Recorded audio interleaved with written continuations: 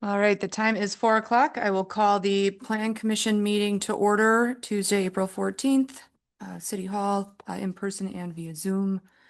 Roll call, please. Chairperson Manager Hausman, Here. Director of Public Works Neben, Here. Council Representative Schultz, Here. Commissioners Chicarelli, Here. Kasanich, Here. and Shull. Here. All right, thank you for that. First item under new business is review and possible action relating to the minutes of the March 24, 2026 Plan Commission meeting. No substantive comments. However, my name is not quite spelled correctly in a few places. It's easy to get wrong. We'll take care of that. Thank you. I wasn't here, so I can't move to approve, but I did notice that Commissioner Schull is both present and absent. We will get that fixed too. Is there a motion to approve subject to those corrections? So moved. Second. Motion and a second. Any final discussion? All those in favor, please signify by saying aye. Aye. Any opposed? All right, that motion carries. Next item is review and possible recommendation to the City Council relating to a certified survey map for the properties known as lots 12 and 13 in the Clement Business Park. This is site plan review 2025-18. Director Drager.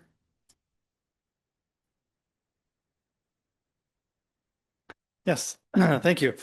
If you don't mind, I'm going to present the certified survey map as well as the site plan together as they're sharing a project and the location. What we're seeing here is a proposal for two 45,000 square feet plus industrial buildings, light industrial, I should say. Pertaining to the CSM, there's two lots, so they'll be combining those. I'll start with that right away so we can get that discussion taken care of. Overall, it's meeting the land development and division requirements. There are some small mapping errors that are noted in the staff memo that we will recommend get resolved. They're typical for mapping errors, small adjustments to language that may be a copy from a previous CSM. As you can see, there's a reference to Dane County rather than Jefferson County. So minor things like that, nothing major. So moving on to the site plan. As you can see, this is the lot that's at the corner of Commerce and Janesville Avenue. The proposal is to orientate the building to be facing Janesville Avenue, which would be desired as it is the most visible facade. Actually, if you go back up to that, there you could see that would be the north and south elevations of each building. Like I said, there are two of them. You have some colored steel aspects to this. And then if we scroll down and you see on the bottom there, that's the front facade, which has a considerable amount of glazing or glass. As you'll see in my notations or the staff memo, there's 25% or greater glazing on the front of that building, which is exceeding the 15% requirement. And let me go back to that requirement for the building materials.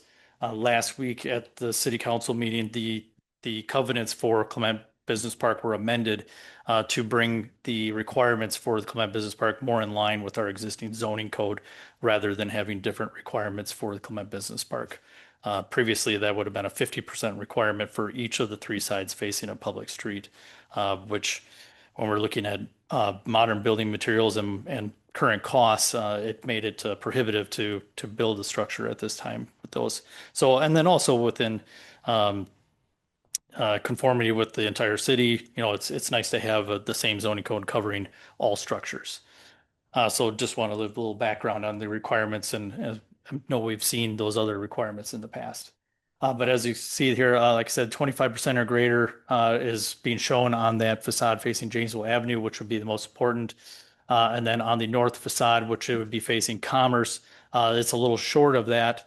But given the nature of the building, as well as I should mention the east portion of the building with all the overhead doors, the nature of the building and the type of use, it's difficult to achieve some of those requirements with design, especially when you're using glazing. You have a lot of storage going on in there, and it's just hard to have glass in there. So you'll see one of the recommendations is to add some of those transom windows on that east-facing facade, just to kind of give it a little bit more extra, and to use a combination of the facades to reach those percentages that are required. Moving on there, overall, it is meeting the requirements for this type of development. There are a couple areas you'll see with the photometric plan. We were not provided with one of those, so we'll have to require that that be submitted. They're not allowed to have more than 1 foot candle leave the property, and then there's minimums that have to be met for the site itself. That is something the engineering would take a look and verify. Also, there is a access to Milky that has a greater than 24-foot access, which is 24 feet is the maximum permitted. However, in our ordinance, it does say that Plan Commission can waive that and allow for a larger opening when necessary. After speaking with the applicants, the truck traffic would have to use both lanes of that street in order to make that swing into the property. So staff is I think engineering and public works was comfortable with that size there. Moving on, landscaping is meeting the requirements. Exterior with building design standards we went through. And then there was the parking, and we adjusted or spoke with them. They are meeting the requirements, so they're expecting 50 employees per building, which allows for 100 parking spaces or up to 25% greater than the amount. So they're meeting that requirement as well.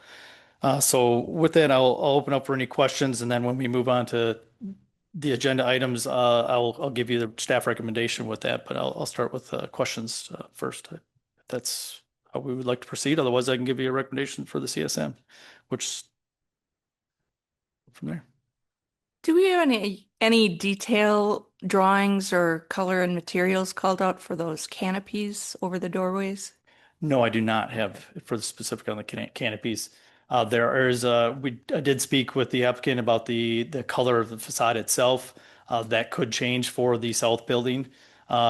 And then also, to be transparent, the south building, there is a possibility that a proposed tenant could change the number of entrances for that building. But as I discussed with the applicant, that building would have to come back before this body for significant changes to the facade, just to be clear on that. Okay. From what I see in the picture, it looks like the awnings are to be red to match the others, but Yeah, it looks like some are red and some are black. I assume they're steel or yeah, aluminum. the black is most likely to offset with the red, Right. and alternating with where the location is. It'd be nice to have a little more detail on that. I'm delighted at this proposal. I think it's going to be flagship buildings for a business park that needs some flagships. As flagships, the building, the north building, is really the one half of the gateway into Commerce Parkway. And I wonder, even though the north elevation is not really a live entrance, it's for a number of reasons, it's functionally not. I wonder whether it could visually look like something other than the side of a building. My thought is, as you're proceeding south along Janesville Avenue, this is going to be what you see as you prepare to make the left turn into Commerce.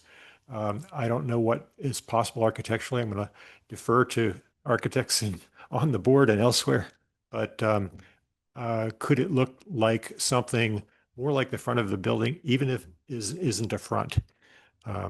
Something more appropriate as gateway. To support that sort of direction, the next building in, when it's developed on Commerce, on the south side of Commerce, is probably going to face Commerce. So you're going to see a bunch of building fronts with the look of a building front as you proceed up Commerce. In an ideal future, we hope to occupy those lots. So this would be, side of building, then front. So I don't want to add cost to the project, but this is a good time to at least make the suggestion that see if it can look like part of a gateway, like the Strait of Gibraltar. Right. Yeah, that was a topic of discussion for sure. I I'll- think costs were definitely a consideration. Definitely. And it's always a sore point to consider placing requirements. So I'm going to field this as a suggestion, just what I'd like to see. To a lesser extent, the south face of the south building is also a gateway into Fort Atkinson and the first detailed look that someone will have of a significant building in the business park. So as you're coming in off the bypass, the south face of the south building is also a landmark. The front facade facing Janesville is great. Love it. Other questions I have, there's no plan view of the roof. So I was wondering if there would be skylights.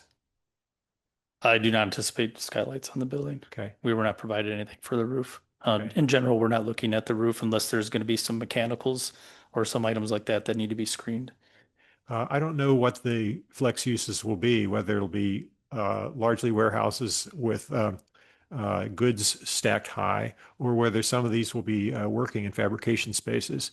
A skylight is something that can contribute to the pleasure of working in a space. So I'll just lay that out there.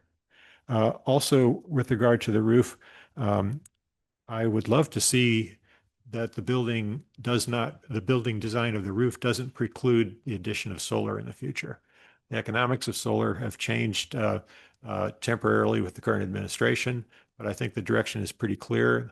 The panels get cheaper, the energy calculation, pricing calculation gets more favorable. So I notice the question I had for you earlier on email was, is energy conservation part of our codes? And turns out, Jedediah, you shared that the state of Wisconsin bases its codes on some of the international code models. Mm-hmm. And the IECC 21 has a section called solar ready zone. Well, solar ready zone just means design your roof, even if you're not going to put solar on it right now, don't preclude it. So identify in your building design where solar would go if at some point in the future it makes sense for you. I'd like to suggest that that be considered. Yeah, I mean, it's a great thing to point out. Thing with the 2021, the state's going to review that, especially on this building this size, and verify. They have a few different options they can go as far as meeting the International Energy Code. Right. Depending on which direction they go, may dictate some of those there. I look at flat roofs all over as an opportunity, and once I started sort of chasing down that rabbit hole of curiosity, there's a bunch of buildings in town that have it already. The Creamery, which is a landmark building at Main and Sherman, has solar on both of its buildings. Badger Bank's got covered with solar. Purdy Elementary's got a small array. The fire department has a solar array. Mm-hmm. Other examples of commercial industrial, just up in Jefferson, Koenig, Koenig Concrete on Industrial Avenue has solar on both of its buildings, and they love it. I talked to the person there saying, I have a weird inquiry. Can you tell me about your solar panels? He said, we love them. All our electrical energy, including in the winter. And then the Jefferson Area Business Center, which is a multi-tenant building on the west side of, I think, the Rock River, Mm-hmm. just north of the confluence with the Crawfish River, also has solar. And then there's a big building in Janesville, really out of scale with these, a much, much larger by GEA that's covered with solar. So I'd like to suggest that that be at least put on the table for discussion. Maybe not as a requirement, but golden opportunity, don't foreclose the future. Okay, are there questions from the Plan Commission for Mr. Drager on this, on either the CSM or the site plan review?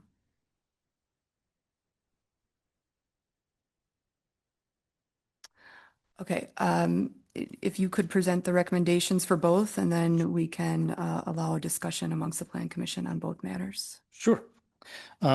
City staff recommends the Plan Commission recommend the City Council approve the certified survey map, subject to the corrections that are noted in the staff memo. And then also City staff recommends the Plan Commission approve the site plan, subject to waive the requirement to reduce the driveway access point in Milky Drive and permit the 40-foot requested width. Require the applicant to provide the following information, which is a photometrics plan and a lighting fixture cut sheet.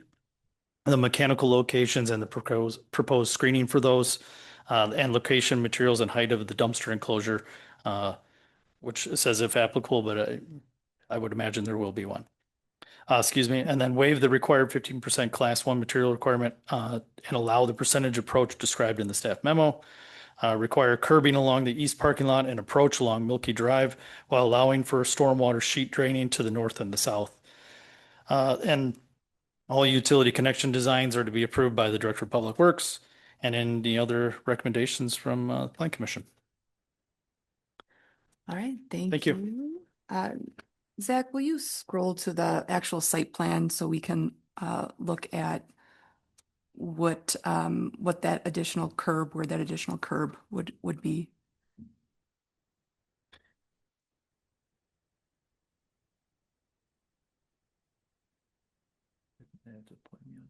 Okay.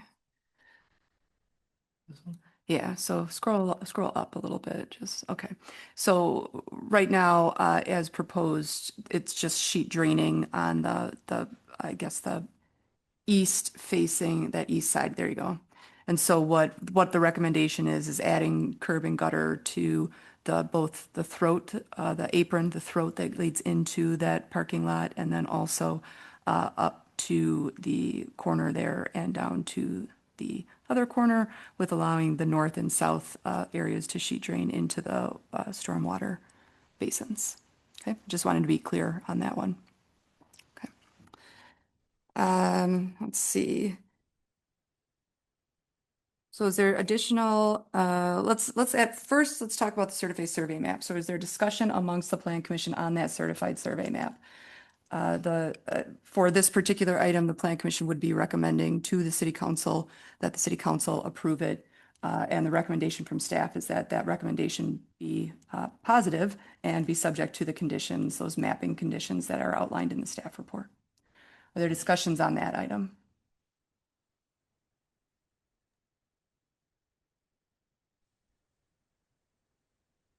Okay, I don't hear any discussion. I would entertain a motion to recommend City Council approval of the CSM subject to those conditions in the staff report. So moved. Second. Okay, we have a motion and a second. Any additional discussion? Okay, all those in favor, please signify by saying aye. Aye. Aye. Any opposed? Okay, that motion carries. The CSM will be on the next City Council meeting, which is on the 21st of April. The next item on the agenda is the review and possible action relating to the site plan review for these two industrial buildings on lots 12 and 13, but obviously will be on a different named or numbered lot if that CSM is approved, which, by the way, we should add a condition. One of the things to add as a condition of approval would be that the City Council approve that CSM. Is there discussion on the site plan as proposed? I've already commented regarding solar and the north facade. The other thing that really stood out for me in reading the site plan was the attention paid to the plant, the bioswales. It's really good work. My only comment there would be really consider maximizing the use of native species. This is not a touchy-feely green thing.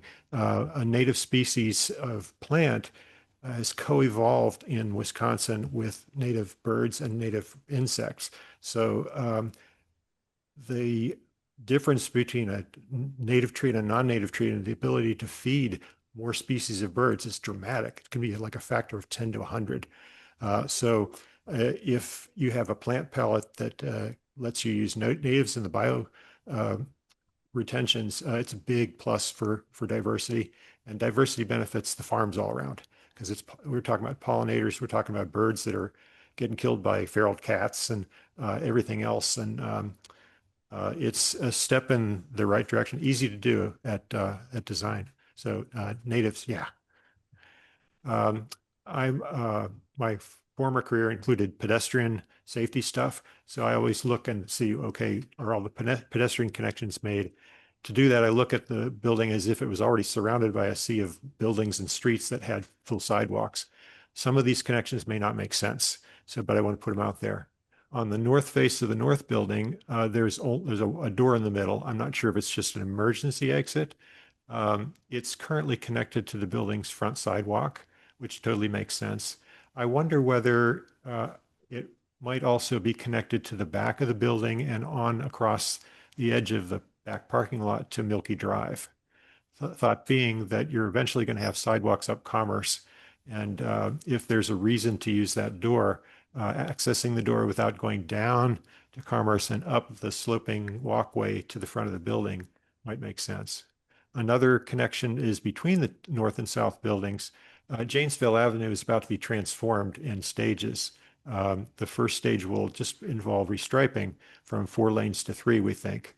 But eventually, Janesville Avenue could be a whole lot more active with buildings and walkability and stuff like that. So I wonder whether perhaps in the future, there might want to be a walkway connection from the gap between the 2 buildings down to Janesville Avenue at such time that Janesville Avenue has a east sidewalk. I'm not sure if that makes sense right now, but I would like the grading to at least not preclude it. Or maybe this is something that can be handled in the future if it makes no sense right now. And that's what I saw. All right, discussion amongst other Plan Commission members.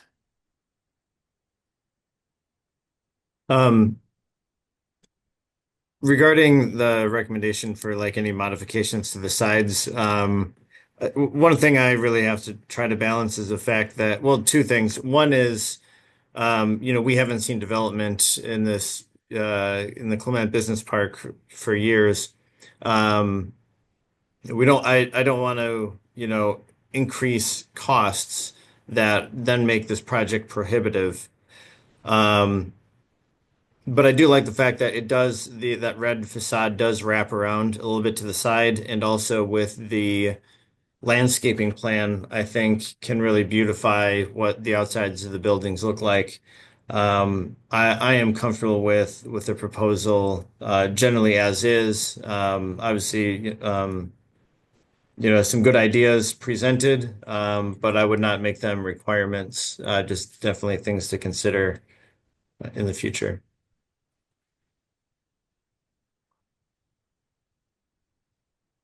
Other discussion amongst the Plan Commission? Totally agree with Commissioner Schultz. Let's get these buildings in there and built.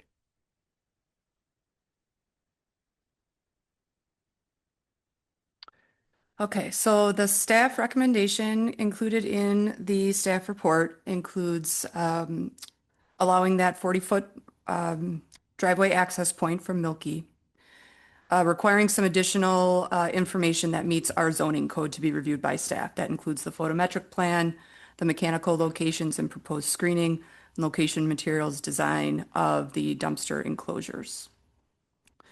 Also, we looked at the material, the amount of Class 1 material throughout the building, and we took a little bit of an average between those 2, the street side on Commerce and the street side on Janesville, understanding that both this is a challenging site because it is a peninsula of streets, and then it also has overhead doors on the Milky Drive side, which don't really allow for that Class 1 material requirement. So we did average those other 2 facades and looked at it as kind of a holistic approach on those 2, and did find that it was about 15% for those 2. Obviously, Milky is not meeting that.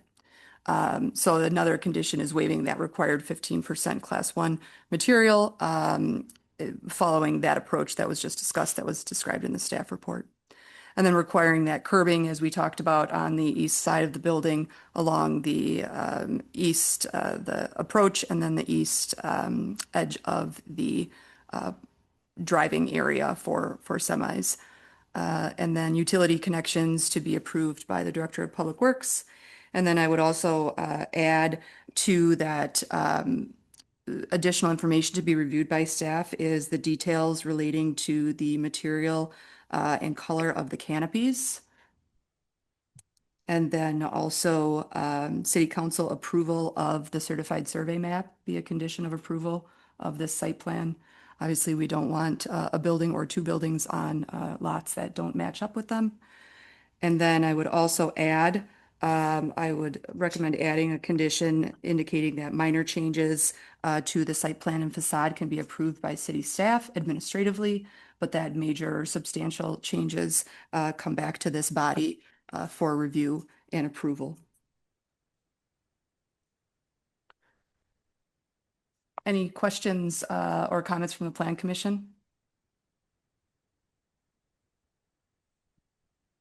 Oh, I move to recommend approval of the site plan subject to the conditions as listed by the city manager and in the staff report. Second.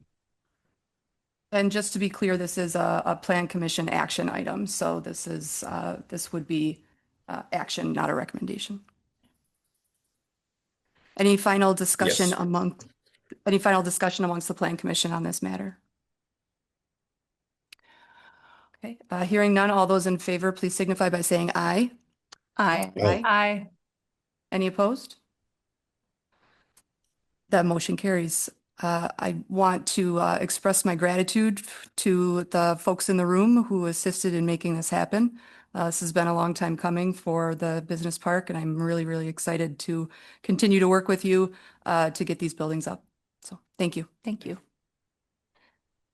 All right, next item on the agenda is review and possible recommendation to the city council relating to a petition for annexation of a property located at 744 Jones Avenue, parcel number 226054104340001, annexation to the city of Fort Atkinson from the town of Kashkanan. Mr. Drager. Yes, thank you. As you can see, this is a petition for annexation. Jones Dairy Farm is proposing to build a wastewater treatment facility on their site. That will come to this body once for a site plan review in the future. This is merely in annexing the portion of property they need to accommodate that. The location on the property where they want to situate that wastewater treatment plant is too small and they need to expand a little bit. Another thing that you'll see on there is there's a small expansion to the west along the entire property line. There's an existing security fence that was actually outside of the property line. So they are proposing to annex in that portion of property as well. This was submitted to the Wisconsin Department of Administration. It was determined to be in public interest. Jones Dairy owns all the surrounding land. So that makes it fairly easy. And the associated expansion reflects a significant investment by a longstanding community employer, and bringing more land into the city is always a good thing. So with that, city staff does recommend the Plan Commission recommend this city council perform 3 readings and adopt an ordinance annexing the territory as depicted in the attached boundary exhibit and assign a zoning classification of heavy industrial. I welcome any questions. That is the current zoning of the existing facility. So that is appropriate, and our comprehensive plan does support that. All right, questions for Mr. Drager on this annexation? Just a clarification, I don't have a problem with the annexation. The building that's shown on the plan currently, building 744, that is an existing building? Everything you see on that right there is all existing. Yes. Okay.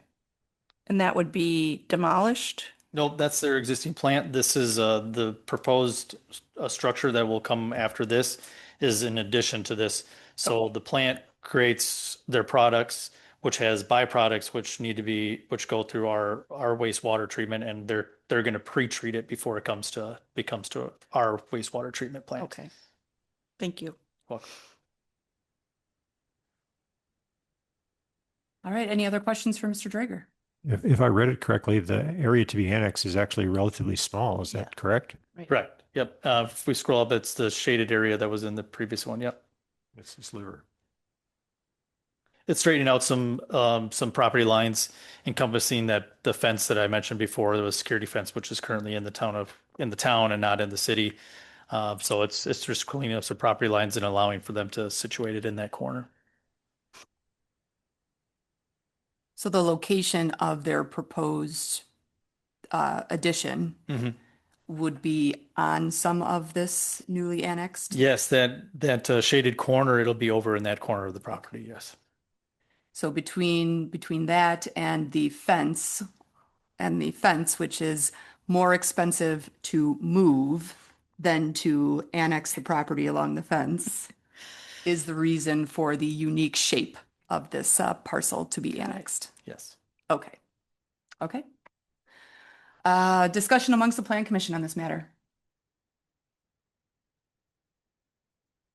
If not, I would entertain a motion to recommend the city council approve the ordinance annexing the parcel as described on the annexation plat and with a zoning classification of heavy industrial. So moved. Second. Okay, we have a motion and a second. Any final discussion? Hearing none, all those in favor, please signify by saying aye. Aye. Any opposed? Okay, that motion carries and will be on the city council agenda on the 21st of April for a first reading.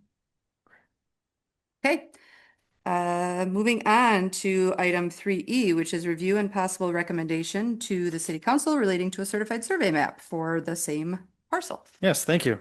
This is the formal CSM portion of this exact same conversation we have.